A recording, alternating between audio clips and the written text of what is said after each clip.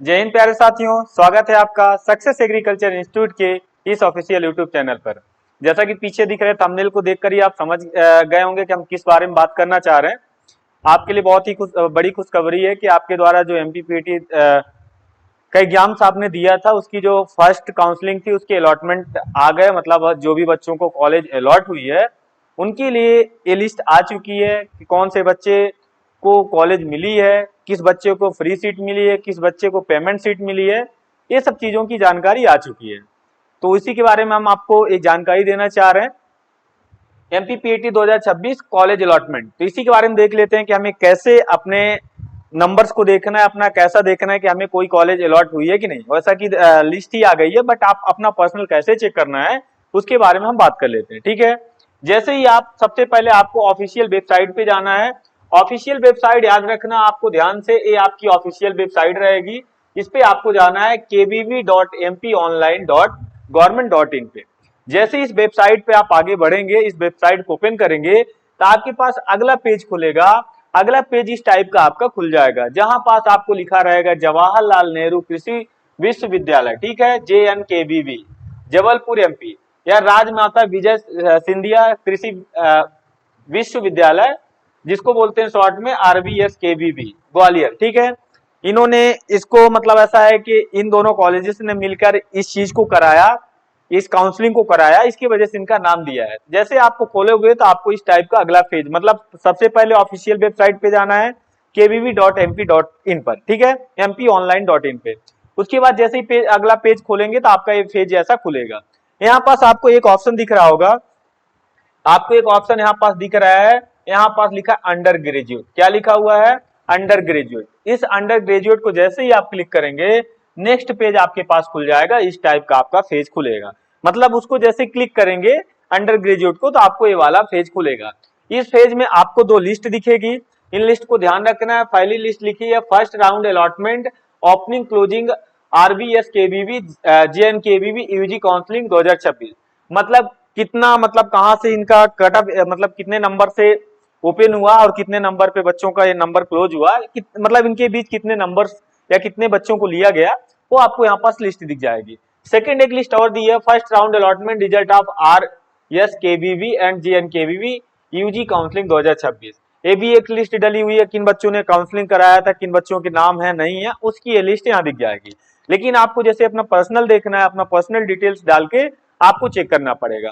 तो यहाँ इसी पेज में आप नीचे जाएंगे तो यहाँ एक ऑप्शन दिया होगा कैंडिडेट कॉर्नर का। किसका ऑप्शन दिया होगा? कैंडिडेट कॉर्नर का ऑप्शन दिया होगा।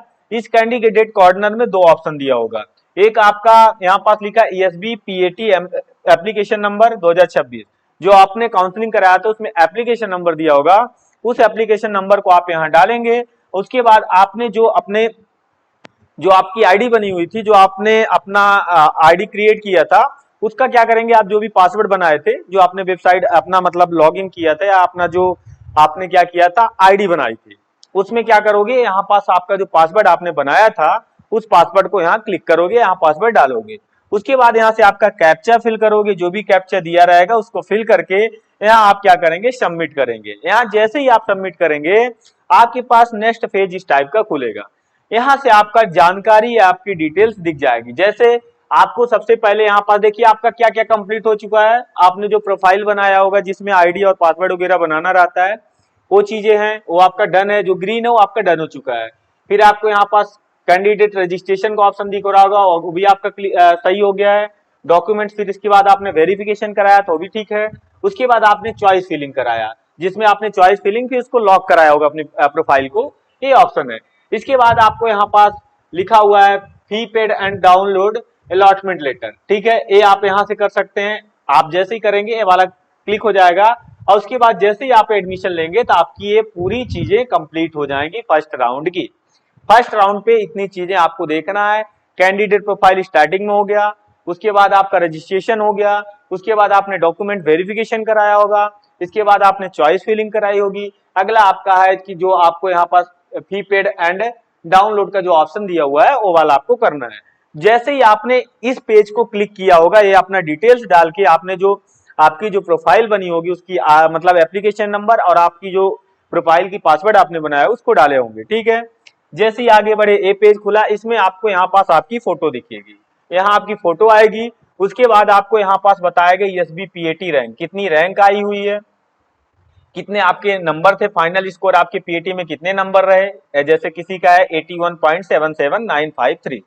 अब देख लीजिए इतने अंक तक दिया हुआ है, मतलब समझ लीजिए कि मतलब बच्चों की संख्या छोटे पॉइंट्स में बहुत ज्यादा है, इसलिए इतने डिजिट तक लिया है 77953। मतलब देखिए कितने डिजिट लिया है, 5 डिजिट तक लिया हुआ है। तो थोड़े से बच्चे ज्यादा होंगे या बीच में बच्चे ज्यादा आ रहे होंगे, इसकी वजह से इतने डिजिट को लिया जाता है, ठीक है। इसके बाद कॉमन रैंक टोटल कितनी है ये देखना है। एमपी स्टेट रैंक यहाँ दिया नहीं है। कैंडिडेट्स का नाम यहाँ पास दिया रहेगा, जो भी बच्चा का होगा उसमें यहाँ पास उसका दिया रहेगा। उसके बाद उसकी डेट ऑफ बर्थ दी होगी, फादर्स नेम दिया होगा, मदर्स नेम दिया होगा, उसका जेंडर क्या है। और फिर यहाँ पास लिखा हुआ है अप्लाइड फॉर पेमेंट सीट, अगर आपने पेमेंट सीट के लिए अप्लाइड किया होगा तो यस, नहीं किया होगा तो नो, ठीक है। फिर आपको यहाँ पास निवास, अगर आप एमपी से है तो आपका यस रहेगा डोमिसाइल, और अगर आप नहीं है तो नो रहेगा, ठीक है। उसके बाद यहाँ कॉन्टेक्ट डिटेल्स आएगा, आपके मोबाइल नंबर रहेगा, अल्टरनेटिव मोबाइल नंबर और डला रहेगा, फिर ईमेल आईडी आएगी, फोटो आईडी प्रूफ मांगेगा वो डला रहेगा, 10th का रोल नंबर क्या रहेगा और फोटो आईडी प्रूफ आपने क्या लगाया है, ये चीजें दी रहेंगी। ये आपका इस वाले पेज में दिया रहेगा। इसी पेज के थोड़ा सा और नीचे जाएंगे, जैसे कॉन्टेक्ट डिटेल के जस्ट नीचे जाएंगे, इसी पेज में आपको दिखेगा कैंडिडेट एडमिशन डिटेल, आपको कौन सी कॉलेज मिली है, कौन सी कॉलेज मिली है उसकी जानकारी जस्ट कॉन्टेक्ट डिटेल के नीचे दिया रहेगा, कैंडिडेट एडमिशन डिटेल, जिसमें आपको इंस्टीट्यूट नेम दिया रहेगा कि आपको कहाँ की कॉलेज मिली है। जैसे इस बच्चे को मिली हुई college of agriculture Rewa, Rewa जिले की जो कॉलेज है एग्रीकल्चर की, इस बच्चे को अलॉट हुई है। कौन से कोर्स के लिए हुई है, तो यहाँ साफ साफ लिखा हुआ है बीएससी ऑनर्स एग्रीकल्चर के लिए मिली है, ठीक है। यहाँ पास आपका एडमिशन स्टेटस रहेगा, फिर नॉट एडमिटेड लिखा हुआ है, यहाँ पास कौन से राउंड का है उसके बारे में आपको बताया गया है। तो आपको ये चीजें इस वाले पेज में ऐसे करके दिख जाएंगी, मतलब आपको कौन सी कॉलेज मिली है यहाँ पास उसकी जानकारी आपको मिल जाएगी, ठीक है। जिन बच्चों को अलॉट नहीं हुई है सीट या जिन बच्चों को नहीं मिली है, कॉन्टेक्ट डिटेल्स तक आपको यही चीजें दिखेंगी, जैसे कि आपको अल्टरनेट मोबाइल नंबर दिखे, mobile number, alternate mobile number, email ID, photo ID proof, ये सब चीजें दिखेंगी। इसके अलावा यहाँ पास जो आपका दिखना चाहिए कि आपको कौन सी कॉलेज अलॉट हुई है, इस वाले ऑप्शन पे नहीं दिखेगा। जैसा कि यहाँ पास दिया हुआ है वाला कैंडिडेट एडमिशन डिटेल्स, ये आपका यहाँ पास ये चीजें नहीं दिखेंगी, मतलब आपको अगर कॉलेज नहीं मिला है, अलॉट नहीं हुआ है, तो यहाँ पास वो चीजें नहीं दिखेंगी।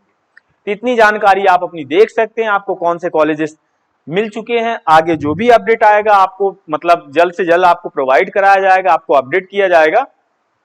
इतनी चीजें आप अपना निकाल के देख लीजिए, आपको कौन सी कॉलेज अलॉट हुई है। जिन बच्चों को नहीं हुई है घबराएं नहीं, अभी आपकी और काउंसलिंग होगी, उस काउंसलिंग में डालें, वहां आपका नाम आ सकता है, ठीक है। बाकी यही जानकारी आपको दिया गया है, इसमें आपको कैसे अपना अलॉटमेंट लेटर निकालना है, आपको कैसे देखना है कि हमें कौन सी कॉलेजेस मिली है, ये सब सारी चीजें आपको इस तरीके से आप निकाल सकते हैं, ठीक है। तो ये आपको जानकारी रही, आपके लिए सभी बधाई के पात्र हैं जिनको कॉलेजेस मिली है। जिनको नहीं मिली है, अगले जो भी काउंसलिंग होने वाली है उसका वेट करें, सेकेंड राउंड अभी आएगा, वहां आप अपना दोबारा से करें, काउंसलिंग वगैरह करा लें, जो भी है आपको वहां से अलॉटमेंट या कॉलेज अलॉट हो जाएगी, ठीक है। तो यही जानकारी आपको देना चाहता था, ठीक है। चलिए, आप इस वीडियो को सभी के साथ शेयर करें, लाइक करें और चैनल को सब्सक्राइब कर लें, ताकि जो भी आपको एमपीपीएटी या एग्रीकल्चर फील्ड से रिलेटेड जो भी जानकारी रहे, आपको जल्द से जल्द मिल जाया करे। धन्यवाद।